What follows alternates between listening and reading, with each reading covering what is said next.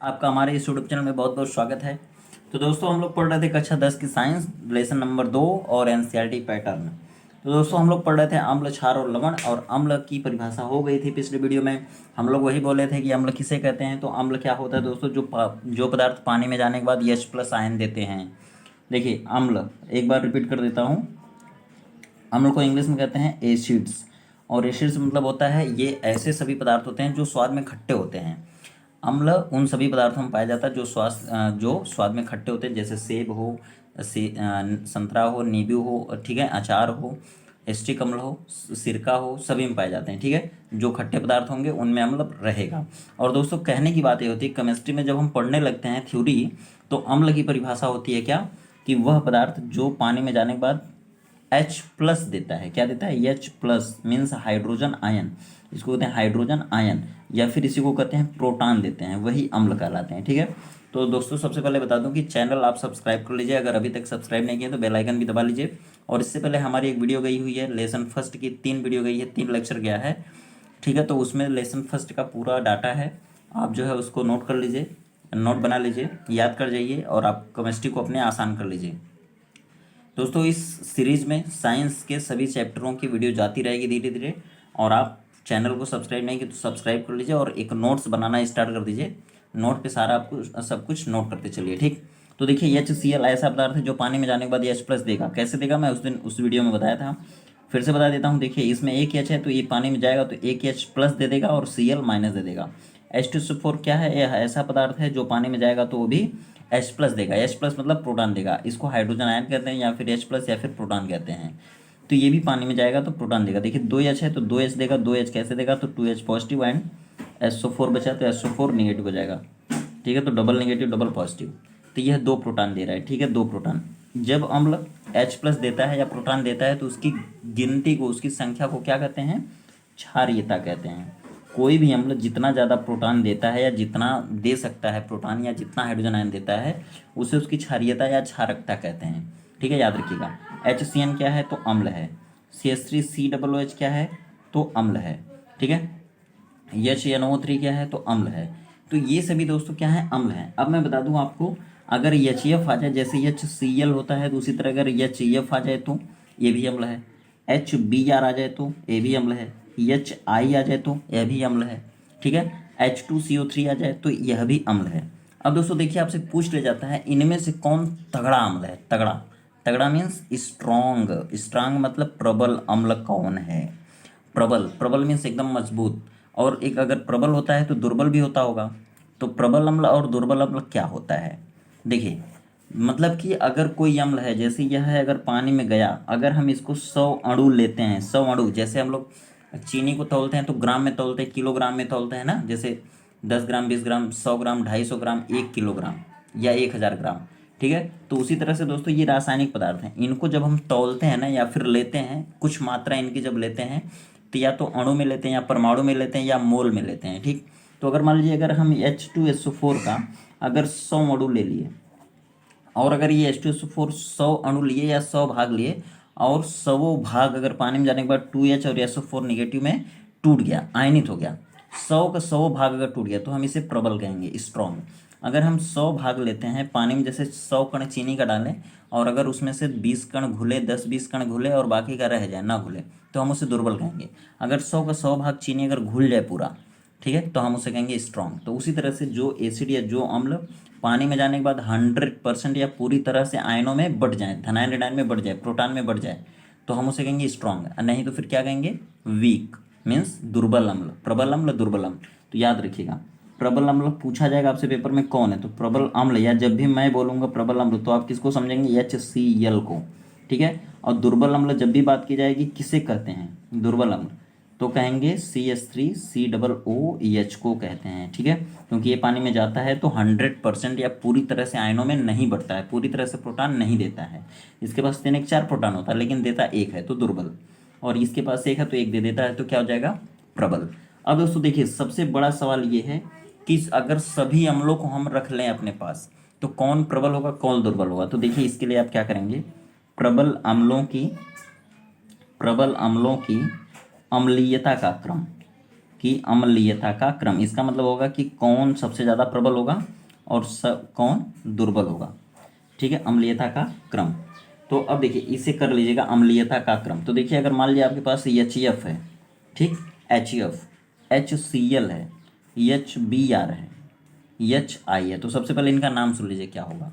नाम, इनका नाम है हाइड्रोजन क्लोराइड, आप जानते हैं, या हाइड्रोक्लोरिक अम्ल। तो उसी तरह से इसका नाम हो जाएगा हाइड्रोजन फ्लोराइड या हाइड्रोजन फ्लोरिक अम्ल। इसका नाम हो जाएगा हाइड्रोजन ब्रोमाइड या हाइड्रोजन ब्रोमिक अम्ल। ठीक है, इसका नाम हो जाएगा हाइड्रोजन आयोडाइड या हाइड्रो आयोडिक अम्ल। ठीक है, अब देखिए ये, देखिए जब हम आवर्त सारणी पढ़ेंगे ना तो सबसे पहले फ्लोरीन आएगा, क्लोरीन आएगा, फिर ब्रोमीन आएगा, फिर आयोडीन आएगा, फिर एस्टेटिन आएगा। ठीक है, तो इस तरह से नीचे जैसे जैसे जाएंगे तो ये वाला सबसे प्रबल होगा। याद रखिएगा, ये ट्रिक बता रहा हूँ, ठीक, ट्रिक है। तो ये जो है ना ये सबसे प्रबल होगा ये वाला। फिर ये जो है इससे दुर्बल होगा और इनसे प्रबल होगा। ठीक है, तो ये हो जाएगा मीन्स इसमें सबसे प्रबल कौन हो गया बताइए। तो सबसे प्रबल ये है और इनमें सबसे दुर्बल कौन है, तो ये है। लेकिन अगर ये सभी न रहें, केवल एक इनमें से मिल जाए तो वो प्रबल ही रहेगा। जैसे देखिए दूसरा एग्जाम्पल, अगर मान लीजिए आपसे कहा जाए HCl, ठीक है, HCl, फिर HNO3 ले लिया जाए, फिर ले लिया जाए H2SO4 ले लिया जाए, फिर ले लिया जाए CH3COOH। इनमें पूछा जाए सबसे प्रबल कौन है, इसको लिख देते हैं सबसे प्रबल अम्ल। ठीक है, किसमें, इनमें से। ऐसा नहीं आप कहेंगे जैसे आपसे पूछा जाए दुनिया में सबसे प्रबल अम्ल कौन है, तो ऐसा नहीं बताएंगे आप पूछेंगे कि कितने लोग हैं उनको बताइए, कौन कौन में से छांटना है तो आप बताइए। जब सबको दे दिया जाएगा कि इनमें से बताइए कौन सबसे प्रबल है तो आप बताएंगे। और ये देखिए क्या है, ये इनमें से दुर्बल अम्ल है। ठीक है, ये नहीं कि दुनिया में पूरा या पूरी केमिस्ट्री में दुर्बल अम्ल है, नहीं। अब देखिए ये आ गया, मान लीजिए इनमें से अगर आपको बताना है कि कौन सबसे प्रबल है इनमें, कौन सबसे दुर्बल है, तो ये देखिए सबसे प्रबल होगा, फिर ये होगा, फिर ये होगा और फिर ये होगा। मतलब यह इनमें से दुर्बल अम्ल है, दुर्बल अम्ल है। और बता दूं दोस्तों कि यह लेसन नंबर 2 की दूसरी वीडियो है। इसके पहले लेक्चर नंबर 4 के नाम से गई है एक वीडियो, उसमें अम्ल क्षार लवण का बेसिक चीज़ है। और अब देखिए पहले तो मैं एक आपको इंटरेस्ट पैदा करने के लिए एक एक हेडिंग बता दिया, लेकिन अब उस लेसन के अंदर हम लोग डीप जाएंगे, क्योंकि एसएससी बैंक रेलवे में डीपली पूछा जाता है। ये बेसिक ही है, ये 11-12 में आप चले जाएंगे तब भी आपको नहीं मिलेगा। यह बेसिक चीज़ें हैं और ये 6, 7, 8 से स्टार्ट होती हैं, ये एनसीईआरटी पैटर्न की हैं दोस्तों। यही चीज़ें नहीं आती, यही चीज़ें पेपर में लोगों से पूछ दिया जाता है तो फेल हो जाते हैं लोग। ऐसे एमएससी बीएससी सब कर डालते हैं, लेकिन ये सब चीज़ें जब पूछी जाती हैं डीपली तो नहीं बता पाते हैं। तो आप इनको, मैं चाहता हूँ कि जो बच्चा मुझसे बड़े उसका हर चीज़ तैयार रहे और उसका बेस तो एकदम मजबूत रहे। तो दोस्तों ये बेसिक एंगल से ही पढ़ा रहा हूँ मैं, ठीक। देखिए इनमें से यह दुर्बल अम्ल हो गया और ये क्या है, प्रबल अम्ल हो गया। अगर आपसे पूछा जाएगा कि इनमें और इनमें से प्रबल कौन है, इन दोनों में से, तो ये प्रबल होगा। इनमें से कौन प्रबल होगा, तो ये प्रबल होगा। इन तीनों में से कौन प्रबल होगा, तो ये प्रबल होगा, इस तरह से। तो अब देखिए आगे अम्ल की विशेषता हम लोग पढ़े थे कि अम्ल का जो जलीय विलयन होता है सुचालक होता है। अम्ल क्या करता है, नीले लिटमस पेपर को लाल कर देता है। ठीक है, तो उसी तरह से अब देख लेते हैं क्षार में। हम लोग क्षार में चले गए थे और अम्लों का पीएच मान अगर पढ़े थे हम लोग, तो पीएच मान क्या होता है अम्लों का, 7 से कम होता है। 7 नहीं होता है, 7 से कम होता है। मतलब 1 से लेके 0 से लेके 0.01 से लेके हम कह देते हैं सीधे 7 तक होता है, मतलब 6.9 तक होता है। ठीक है, और 7 से हमेशा कम होता है। बता दूं आपको कि नोट करिएगा, सबसे बड़ा पॉइंट है, जिस विलेन का पीएच मान 1 होगा, 2 होगा, 3 होगा, 4 होगा, 5 होगा, 6 होगा और 6.9 होगा। ठीक है, तो इनमें से कौन सबसे ज़्यादा प्रबल होगा, तो ये वाला प्रबल अम्ल होगा, प्रबल अम्ल। और इधर से ये दुर्बल की तरफ चला जाएगा, ये दुर्बल अम्ल हो जाएगा। जैसे मान लीजिए एक विलेन का पीएच मान 1 है, 2 है, 3 है, 4 है, इस तरह 4 विलेन हो गए। और चारों में से सबसे प्रबल कौन है, तो एक वाला। पीएच मान जितना कम उतना प्रबल। देखिए पीएच मान जितना कम होता है, जितना कम होगा, मतलब किससे, 6.9 से या 7 से वह उतना ही, देखिए नहीं दिख रहा है ना, पीएच मान जितना कम होगा या किससे, 6.9 से या 7 से, वह उतना ही प्रबल विलयन प्रबल अम्लीय या अम्ल होगा। याद रखिएगा, ये point very very important point है। ठीक है, ये सब पॉइंट यार याद रखो, याद हो जाएगा तो सारी चीज़ें आसान हो जाएंगी। ठीक, चलिए आगे बढ़िए। देखिए यह तो कक्षा 10 का है, लेकिन एसएससी बैंक रेलवे वालों के लिए बीएड और आईएएस पीसीएस के लिए भी बहुत इंपॉर्टेंट। ठीक, आगे बढ़ते हैं। ये देखिए क्षार हो जाएगा। अब हम लोग पढ़ेंगे क्षार के बारे में। क्षार के बारे में उस दिन पढ़े थे कि वे पदार्थ जो पानी में जाने के बाद OH को क्या पढ़ते हैं, हाइड्रा ऑक्साइड, और इसके ऊपर एक माइनस होता है।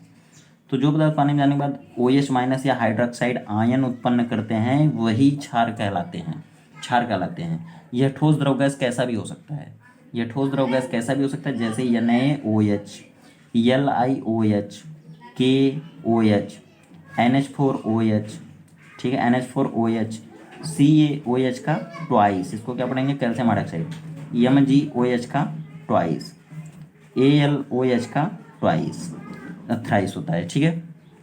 अब बताता हूँ नाम क्या होता है। देखिए ये ऐसे पदार्थ है ना जो पानी में जाएंगे ना तो OH माइनस देंगे। ये कितना देगा, एक देगा। ये कितना देगा, एक देगा। OH एक बार है तो एक देगा। ये कितना देगा, OH एक बार है तो एक देगा। NH4OH ये भी एक देगा। ये देखिए यहाँ पे OH दो बार है तो दो बार देगा। ये देखिए दो बार है तो दो बार देगा। यहाँ तीन बार है तो तीन बार देगा, ठीक। और कोई भी क्षार जितनी बार OH देगा, ठीक है, उसे क्या कहेंगे, अम्लीयता। क्या बोलेंगे, अम्लीयता, एसिडिटी बोलते हैं। अम्लों में क्षारीयता होगी और क्षारों में अम्लीयता होती, याद रखिएगा। अगर कोई पूछे इसकी क्षारीयता कितनी है, सॉरी इसकी अम्लीयता कितनी है, कितना OH देगा, 3, तो इसकी अम्लीयता 3 हो जाएगी। इसमें कितना OH दिख रहा है, 2, तो इसकी अम्लीयता कितनी हो जाएगी, 2। ये ऐसे पदार्थ हैं जो पानी में जाने के बाद क्या देते हैं, OH माइनस आयन। इनको क्या कहते हैं, हाइड्रोक्साइड आयन, हाइड्रोक्साइड आयन। ठीक है दोस्तों, नहीं समझ में आएगा कमेंट करके पूछ लेना बाद में।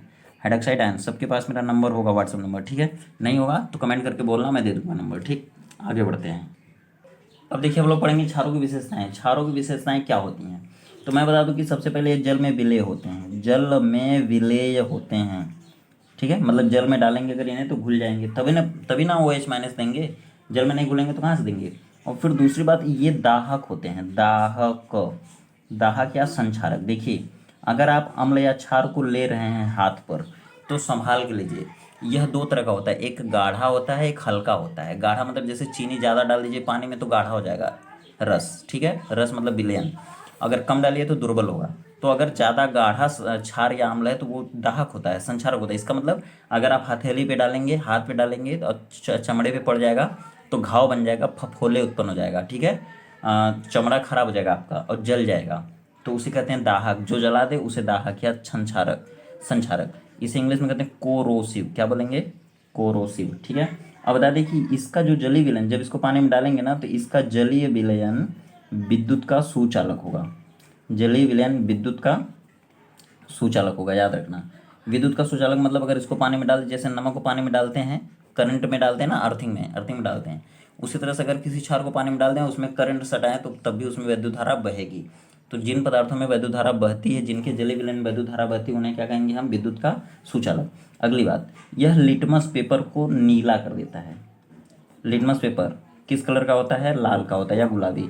लिटमस पेपर को क्या करता है, नीला कर देता है। बहुत याद रखना, ये बहुत बार पूछा गया है, या एसएससी बैंक वाले नहीं बता पाते हैं, पेपर देने चले जाते हैं, याद नहीं रहता उनको। और बेसिक चीज़ जब पूछी जाती है फिर पीछे हो जाते हैं, वहीं से उनका सिलेक्शन रुक जाता है, 1-2 नंबर से। नहीं सुनते आप, किसी सिलेक्शन 1 नंबर से रुक जाता है, 0.1 से रुक जाता है। क्यों रुकता है भाई, ये बेसिक चीज़ें नहीं आती उनको सीधे, ठीक है। तो आप याद रखिए, अगर आपको अपना बेस मजबूत करना और अच्छा स्टूडेंट बनना है तो इन सारी चीज़ों को नोट करिए, ठीक है। अब देखिए ये लिटमस पेपर, जो लाल लिटमस पेपर होता है उसको नीला कर देता है।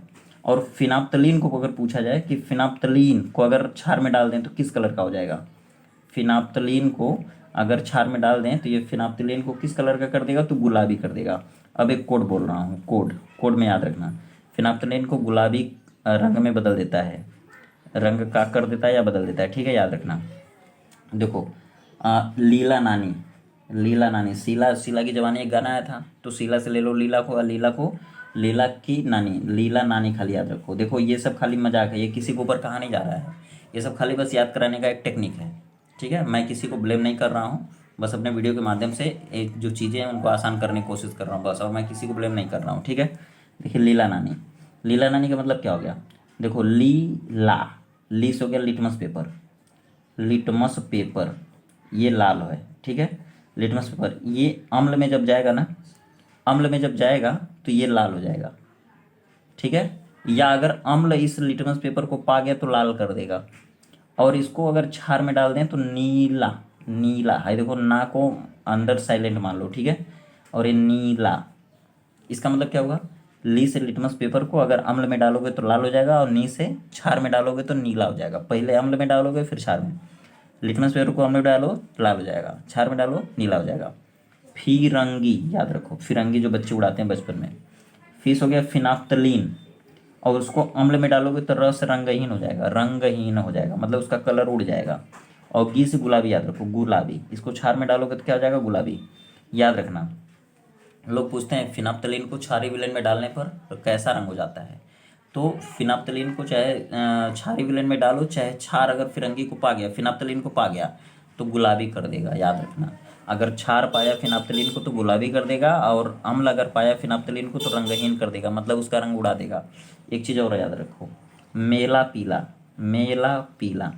ये देखो मेला, मेला कैसा होता है, पीला, मतलब मेले में इतनी लाइट लगती है कि लोग एकदम पीला हो जाती है, लाइट, मतलब इतनी लाइट लग जाती है मेला में कि वो पीला पीला दिखने लगता है, इसलिए याद रखो। में से होगा मेथिल ऑरेंज। मेथिल ऑरेंज एक पदार्थ होता है जो अम्ल क्षार में ज़्यादा इस्तेमाल किया जाता है, मेथिल ऑरेंज इसका नाम होता है। अगर इसको अम्ल पा गया, मतलब अगर ये इसको अम्ल में डाल दिया हम तो लाल हो जाएगा, मतलब अगर अम्ल इसको पा गया तो लाल कर देगा। इसका कलर कैसा होता है, तो ऑरेंज कलर का होता है। अगर इसको अम्ल पाया तो लाल कर देगा, और अगर क्षार पा गया तो पीला कर देगा, याद रखना।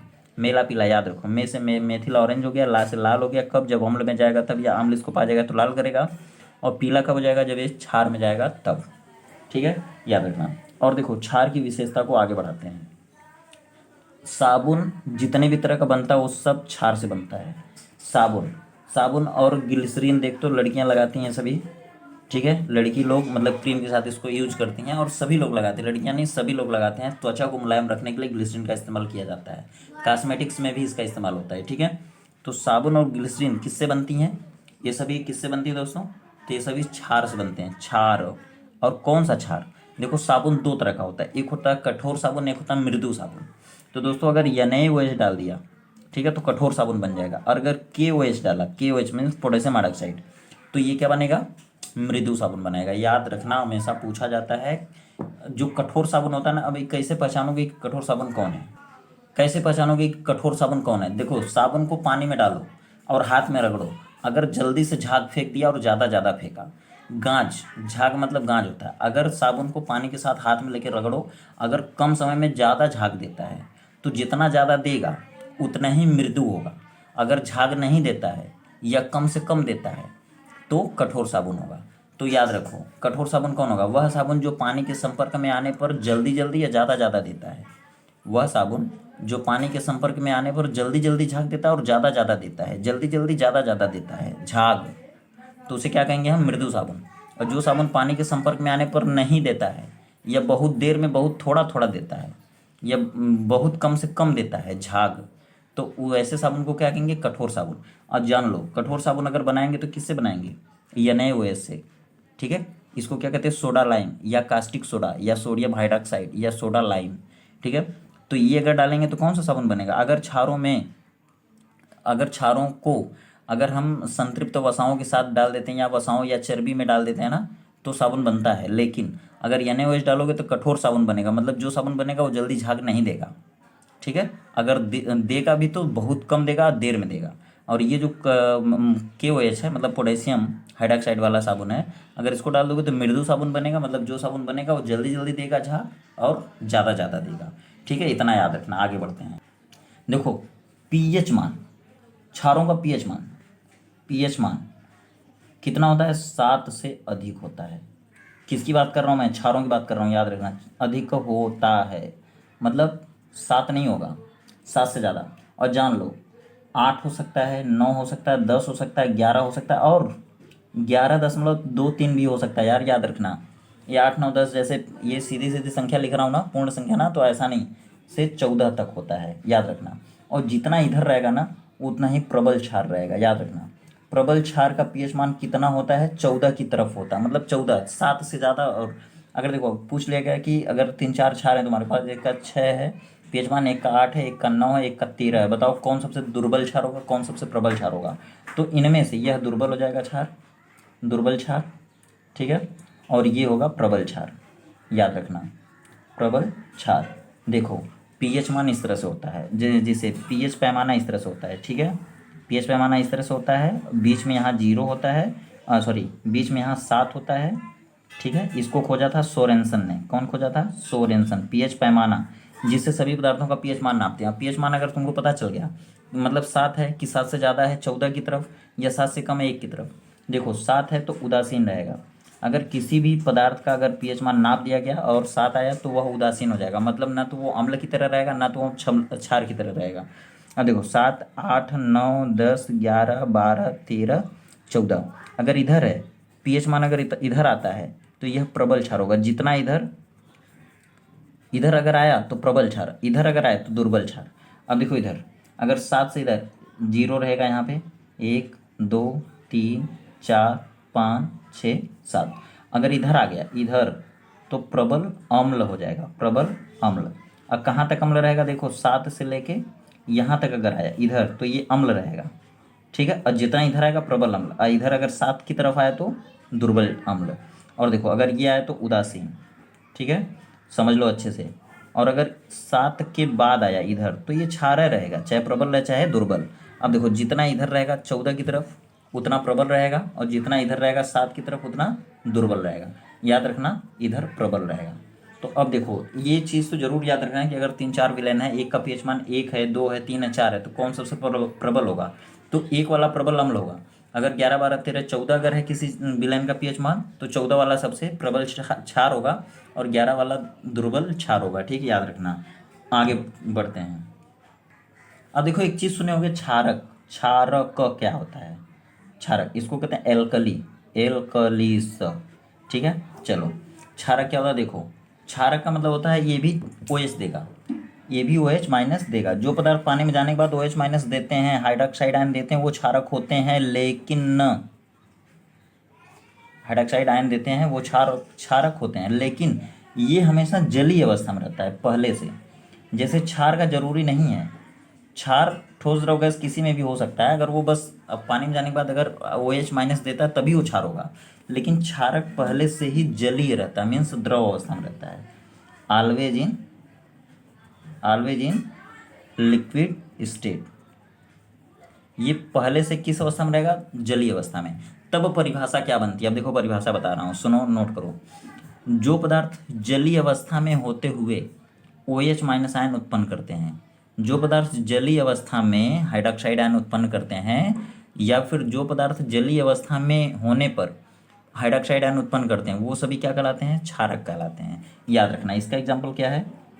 तो CaOH का ट्वाइस, MgOH का ट्वाइस, ये पहले से ही क्या रहते हैं? लिक्विड अवस्था में रहते हैं। एल्युमिनियम हाइड्रोक्साइड EtC, याद रखना। CaOH का ट्वाइस, MgOH का ट्वाइस, LOH का ट्वाइस और EtC। अब मैं बता दूं तुमको कि प्रबल अम्ल कौन, प्रबल क्षार कौन है? तो NaOH, ये क्या है? प्रबल है। NaOH प्रबल क्षार होता है। और दुर्बल क्षार की अगर बात करेंगे तो देखो NH4OH, ये क्या होता है? तो दुर्बल क्षार होता है, दुर्बल क्षार। अब देखो ये क्या है तुम्हारा, इसको क्या पढ़ेंगे? तो इसका 3-4 नाम है, याद रखो। सोडा लाइम, कास्टिक सोडा या सोडियम हाइड्रोक्साइड, सोडियम हाइड्रोक्साइड, ठीक है। इसका देखो, इसका क्या नाम है? अमोनियम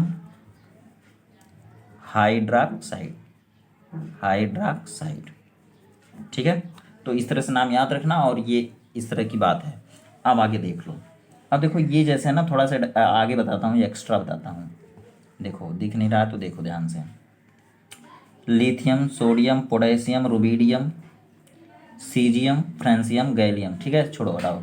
LiOH, NaOH, सबके साथ एक OH लग जाएगा, ठीक है। तो इस तरह से देखो अब सबका नाम क्या हो जाएगा? ये हो गया lithium hydroxide, sodium hydroxide, potassium hydroxide, rubidium hydroxide, caesium hydroxide, francium hydroxide.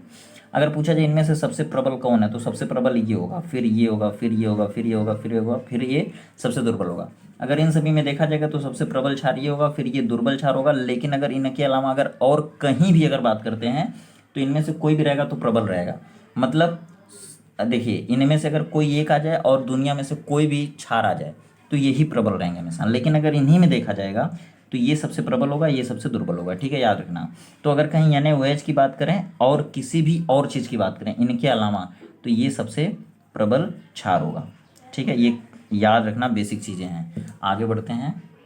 देखो अब मैं बता दे रहा हूँ लवण के बारे में। ठीक है, देखो पीएच मान है, अम्ल का पीएच मान, क्षार का पीएच मान वो बाद में बताऊंगा। पीएच मान किससे नापा जाता है? पीएच पैमाने से। तो पीएच पैमाना है, पीएच स्केल उसको कहते हैं, उसको भी मैं बाद में बता रहा हूँ, क्योंकि लवण एक कठिन टॉपिक है। अब आपको लवण आती नहीं है, अगर मैं अगले वीडियो में लवण शुरू किया तो आपको इंटरेस्ट नहीं आएगा। ठीक, तो देखो आज मैं लवण बता रहा हूँ, आगे पीएच मान पीएच पैमाना बताऊंगा। देखो लवण क्या होता है? लवण मीन्स होता है साल्ट। अगर हमें लेसन के बारे में पढ़ना क्या है, एसिड बेस और साल्ट। तो अम्ल हो गया, क्षार हो गया, और लवण की बारी है, लवण पढ़ेंगे। ठीक, तो लवण पढ़ेंगे, लेकिन फिर पीएच मान पीएच पैमाना बाद में पढ़ेंगे। देखो लवण क्या होता है? लवण को कहते हैं साल्ट। साल्ट मतलब ये जो घर का नमक होता है ना, NaCl, वो नमक ही होता है, उसी को लवण कहते हैं। जितने भी नमक होते हैं वो सभी क्या होते हैं? लवण होते हैं। लवण, तो पहले सबसे पहले लवण जान जाओ। अब देखो लवण अगर पूछा कोई कि क्या है, एग्जाम्पल बताओ। देखो NaCl क्या है? लवण है। KCl क्या है? लवण है। MgCl2 क्या है? लवण है। CaCl2 क्या है? लवण है। ठीक है, AlCl3 क्या है? लवण है। CaCO3 क्या है? लवण है। MgCO3 क्या है? लवण है। ये कैसे कैसे मानेंगे? ठीक है, कैसे मानेंगे कि ये लवण है? CuCl2 क्या है? लवण है। ZnCl2 क्या है? लवण है। कैसे पता? कैसे पता? देखो अम्ल, लवण बनता कैसे, चलते हैं उधर तब पता चलेगा। देखो जैसे मान लो कोई अम्ल, अभी तक अम्ल पढ़े, कोई अम्ल ले लो। जैसे मान लो क्या ले लिए? HCl अम्ल है ना। अब देखो ले लो NaOH, ये क्या है? क्षार है। क्षार है, ये क्या है? अम्ल है। जब कोई अम्ल किसी क्षार से अभिक्रिया करेगा या मिलता है तभी जो है लवण बनता है। याद रखो, लवण कब पैदा होगा? जब तक अम्ल क्षार से नहीं मिलेगा तब तक लवण पैदा नहीं होगा। पैदा मतलब बनना। लवण तब तक नहीं बनेगा, तब तक पैदा नहीं होगा जब तक अम्ल क्षार से मिलेगा नहीं, जब तक अम्ल क्षार से भिड़ेगा नहीं, क्रिया नहीं करेगा, ठीक, तब तक नहीं बनेगा लवण। अब देखो अगर ये अम्ल है तो क्या देगा? H+ देगा, और ये क्षार है तो OH- देगा, ये तो जानते हो। अब इसका H और इसका OH दोनों मिल जाएंगे, प्लस माइनस, दुनिया के सारे प्लस किसके पास जाते हैं? माइनस के पास। ये HOH, ये प्लस वाला माइनस पास जाएगा, तो HHO, H क्या है? दो ठो है, एक O, ये हो जाएगा H2O। अब देखो ये जो बचे, अब ये जब इसके पास गया तो ये प्लस था तो ये माइनस हो गया, अब ये माइनस तो ये प्लस हुआ, तो अब ये वाला इसके पास चला जाएगा, तो NaCl। देखो यही घर का नमक होता है जो हम खाते हैं, टाटा साल्ट। ये सोडियम क्लोराइड, ये इसी को क्या कहते हैं? लवण कहते हैं। आपको नहीं मालूम है, आज जना जाइए, आपको मालूम हो जाएगा। ठीक है, देख लीजिए, आप नहीं जानते थे, आज जान जाइए। ये अम्ल है, क्षार है, ये सोडियम क्लोराइड, और ये पानी है। ये क्या है? पानी। अब देखो ये क्या है? और का निशान है, प्लस नहीं है, मतलब 2 और 3 प्लस 5 होता है वो नहीं, ये और ये, इसका मतलब है कि सोडियम क्लोराइड बनेगा और ये बनेगा। जब अम्ल किसी क्षार से मिलेगा तो सोडियम क्लोराइड मतलब लवण बनेगा और जल बनेगा। ये हो गया A से एसिड, ये हो गया B से बेस मतलब क्षार, और ये हो गया S से साल्ट, साल्ट मतलब नमक, लवण इसे कहेंगे या नमक कहेंगे। इसका नाम नमक भी है, लवण भी है, और सोडियम क्लोराइड भी है, याद रखना। इसका नाम पानी है, मतलब जल। अब देखो, अब तुम्हें याद हो जाएगा, जब कोई अम्ल किसी क्षार से क्रिया करता है तो लवण और जल बनता है। क्या बनता है? जब कोई अम्ल किसी क्षार से क्रिया करेगा तो लवण और जल बनेगा। इस अभिक्रिया को क्या कहेंगे? उदासीनीकरण अभिक्रिया। उदासीनीकरण मतलब जब कोई अम्ल किसी क्षार से भिड़ेगा तो जौन अभिक्रिया होगी उसे क्या कहेंगे? उदासीनीकरण अभिक्रिया। इंग्लिश में कहते हैं न्यूट्रलाइजेशन, न्यूट्रलाइजेशन रिएक्शन। ठीक है, अब सुनो ध्यान से, अगर यह अभिक्रिया होती है ना तो यह एक ऊष्माक्षेपी अभिक्रिया है। इसमें ऊष्मा निकलती है, कितनी निकलती है? देखो 13.7 किलो कैलोरी, याद रखना। जिनको याद करना वो याद करें। इसमें जब यह अम्ल और क्षार की अभिक्रिया होती है ना, मतलब यह एक प्रबल अम्ल है, अम्लों में प्रबल अम्ल, क्षारों में प्रबल क्षार। जब एक प्रबल अम्ल प्रबल क्षार से अभिक्रिया करता है तो 13.7 किलो कैलोरी ऊष्मा निकलती है। इसलिए यह अभिक्रिया कैसी है? तो ऊष्माक्षेपी अभिक्रिया है। कक्षा 10 के पहले लेसन में मैं बताया था वीडियो में। ठीक है, ऊष्माक्षेपी अभिक्रिया है। ठीक है, याद रखो क्या लिखा हूँ? ऊष्माक्षेपी अभिक्रिया। नहीं दिख रहा, देख लो, ऊष्माक्षेपी अभिक्रिया। ये क्या है भाई? तो इसका क्या मतलब? ऊष्मा फेंकी बताया था ना उधर। जिस अभिक्रिया में, जिस अभिक्रिया के पूरा होने पर या जिस अभिक्रिया में ऊष्मा फेंकी, फेंकी मतलब निकलती है, उस अभिक्रिया को क्या कहेंगे? ऊष्माक्षेपी अभिक्रिया। तो इसमें भी निकल रही है 13.7 किलो कैलोरी ऊष्मा निकल रही है, तो इस अभिक्रिया को क्या कहेंगे? ऊष्माक्षेपी अभिक्रिया। ठीक है, इसमें अम्ल क्षार से मिल रहा है, लवण बन रहा है, H2O। अब देखो लवण कहते किसे हैं? लवण की परिभाषा थोड़ी हुई है, लवण की तो बनता है इस तरह से। और लवण किस अभिक्रिया में बनता है? याद रखना, किस अभिक्रिया में बनता है? तो उदासीनीकरण अभिक्रिया में बनता हमेशा। जब तक किसी भी अभिक्रिया में अम्ल क्षार से नहीं मिलेगा तब तक लवण नहीं बनेगा, पैदा ही नहीं होगा। और लवण कहते किसे हैं? तो आप देखो, जैसे मान लो Na+ हो गया, Cl- हो गया, तो जब ये NaCl को पानी में डालेंगे ना तो एक धन आयन और एक ऋण आयन उत्पन्न होगा, एक धन आयन और एक ऋण आयन उत्पन्न होगा। तो धन आयन जो होगा उसको कहेंगे हम क्षारी मूलक, क्या कहेंगे, क्षारी मूलक। और ये जो Cl माइनस होगा ना, इसे कहेंगे हम अम्लीय मूलक। क्यों कहेंगे, क्योंकि ये किसी अम्ल से आया, जैसे HCl है ना, तो HCl में से H प्लस गया तभी ना Cl पैदा हुआ, तो ये पहले अम्ल था। अब जब Cl बच गया Cl माइनस, तो अब इसे कहेंगे हम अम्लीय मूलक। याद रखना है, बस क्या याद रखना है कि वह पदार्थ, वह रासायनिक पदार्थ जो अम्लीय और क्षारीय दो मूलकों में बट सकता है, उसे लवण कहते हैं। वह पदार्थ जो अम्लीय और क्षारीय दो मूलकों में बट सके, उसे हम लवण कहेंगे। या फिर ऐसे कहो, जब नहीं आ रहा समझ में तो ऐसे कहो, वह पदार्थ, वह रासायनिक पदार्थ जो पानी में जाने के बाद धनायन और ऋणायनों में बट जाए, धनायन और ऋणायनों में आयनित हो जाए, बट जाए, विभाजित हो जाए, उसे क्या कहेंगे हम, लवण कहेंगे। याद रखना है। और लवण कब तक नहीं बनेगा, जब तक कोई अम्ल किसी क्षार से नहीं मिलेगा। अब आपसे पूछा जाएगा उदासीनीकरण क्रिया क्या होती है। उदासीनीकरण क्रिया क्या होती है, तो बताओ भाई क्या होती है। जब कोई अम्ल किसी क्षार से रासायनिक क्रिया करके लवण और जल बनाता है, तो यही क्रिया उदासीनीकरण क्रिया होती है।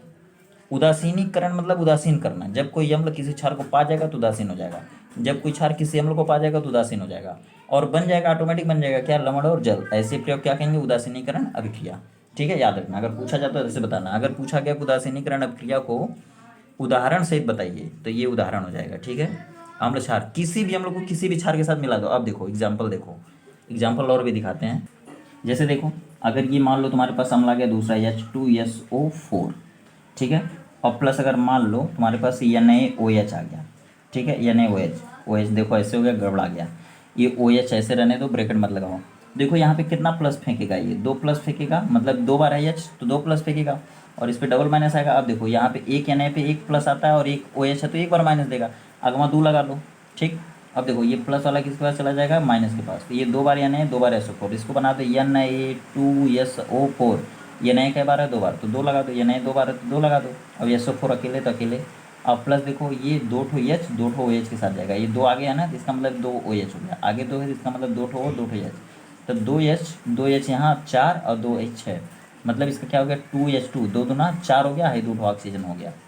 ये भी कौन अभिक्रिया है, उदासीनीकरण अभिक्रिया है। ठीक है, अब देखो ये क्या है, अम्ल है, A से एसिड, ये क्या है, B से बेस, ये क्या है, लवण है, और ये जल है। इस प्रयोग क्या कहेंगे, उदासीनीकरण अभिक्रिया। अब देखो, अगर मान लो और कोई अम्ल आ गया, जैसे तुम्हारा मन कर रखा है ये अम्ल ले रहे हैं, दूसरा ले लो। देखो HNO3 ले लो, ठीक है, मान लो ये अम्ल है, और फिर NaOH ले लो, ठीक है, NaOH, ठीक है। तो ये देखो OH में से क्या, OH माइनस आएगा एक बार, ये प्लस आ जाएगा, इसमें एक H है तो एक प्लस है, ये माइनस, ये वाला प्लस इसको दे दो, OH, ये हो गया H2O, H मतलब 2 HO हो गया। अब ये आ गया यहाँ NaNO3 प्लस माइनस के पास, तो ये हो गया। इसका नाम क्या है, सोडियम नाइट्रेट है, नाम कुछ भी रहे, लेकिन ये बना क्या, लवण।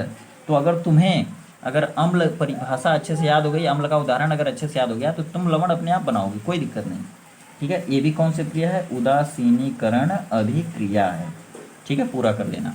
आगे देखो, अगर मान लो कोई और भी लेने का मन कर रहा है, तुम्हारा मन कर रहा है कोई और भी लेने का, देखो HCl हो गया, फिर देखो KOH हो गया, KOH मतलब दूसरा क्षार, इसमें भी OH है, ये हो गया माइनस, ये हो गया प्लस, ये हो गया H प्लस, ये माइनस, ये वाला प्लस इसको दे दो, ये वाला प्लस इसको दे दो, माइनस।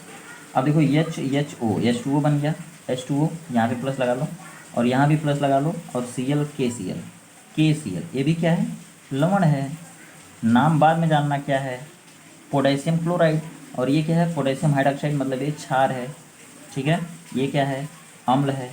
बताओ ये कौन सी क्रिया हो गई, उदासीनीकरण अभिक्रिया।